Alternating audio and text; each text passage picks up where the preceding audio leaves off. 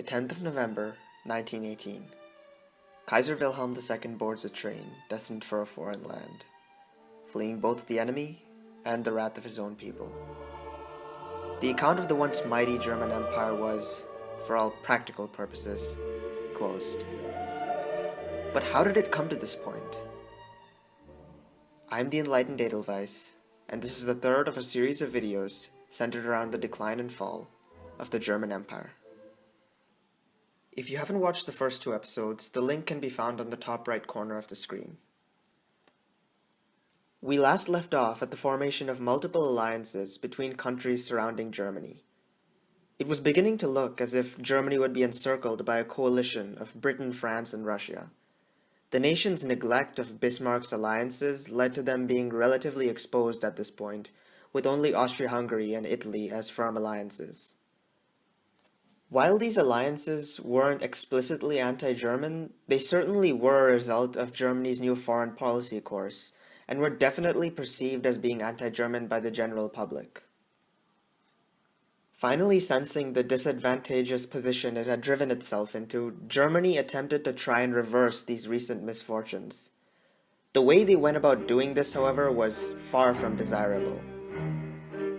Encouraged by Bülow, Kaiser Wilhelm II embarked on a clumsy mission to turn Britain and France against each other. He traveled to Morocco, a French sphere of influence, in the spring of 1905 and proclaimed after touring Tangier on a white horse that the Sultan had his full support to break away from France. He hoped that this demonstration would win the support of the United Kingdom, who would jump at the opportunity to undermine French colonial interests. Unfortunately for the Kaiser, this did not happen. On the contrary, it served to strengthen Anglo-French ties as Britain stood firm to support its newfound ally. Backed into a corner, Germany called for a multilateral conference to discuss the issue. The French stood their ground and refused. This caused Bülow to threaten war against France, though the Kaiser later wrote in his memoirs that no man of standing in Germany entertained the idea of war on account of Morocco. While naturally the Kaiser's memoirs should be taken with more than a few grains of salt, seeing as one of his primary motives for writing the memoirs was to absolve himself and Germany of the war guilt, it is still quite unlikely that Germany was seriously considering going to war at this point, despite the tensions rising quite high. Though at last the French were persuaded to attend a conference in Algeciras in January of 1906 by US President Theodore Roosevelt. So on the 16th of January 1906, the great powers met in order to settle the issue. The conference only seemed to further strengthen the new Entente Cordiale, as Britain repeatedly supported France, along with the vast majority of other nations present. Only Austria-Hungary stood with Germany. During the conference, the Kaiser was humiliated and made to feel as if Germany was not worthy of speaking on African affairs. The whole affair also served to better France's ties with Italy and Russia, and only diplomatically isolated Germany further, which also made it easier for Alfred von Tirpitz to lobby the further expansion of the German Navy. Further down the line in 1907, Britain signed yet another entente, this time with Russia, settling colonial disputes over Tibet, Afghanistan, and Persia. The agreement was partially but not explicitly out of a concern for German aggression.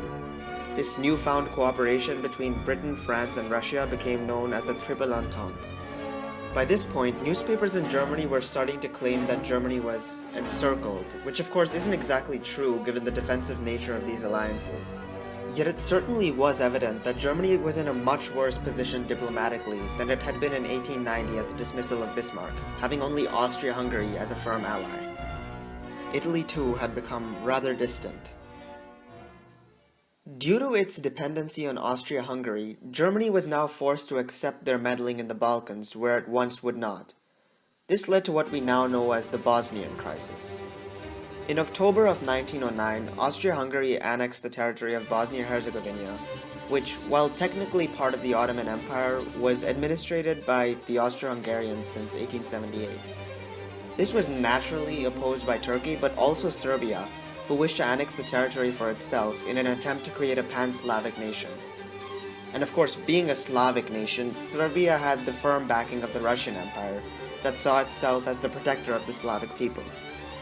Even Germany wasn't particularly pleased with the annexation, as it was trying to improve relations with the Ottomans, though it resolved to support Austria regardless. So tensions escalated, with Germany and Austria-Hungary on one side and Serbia and Russia on the other. These tensions came to a head when Austria-Hungary threatened to invade Serbia over the dispute. Russia, not willing to risk a war against both Germany and Austria at this point, backed down, and therefore Serbia had no choice but to accept the annexation as well. On paper, this was a major diplomatic success for both Austria-Hungary and Germany.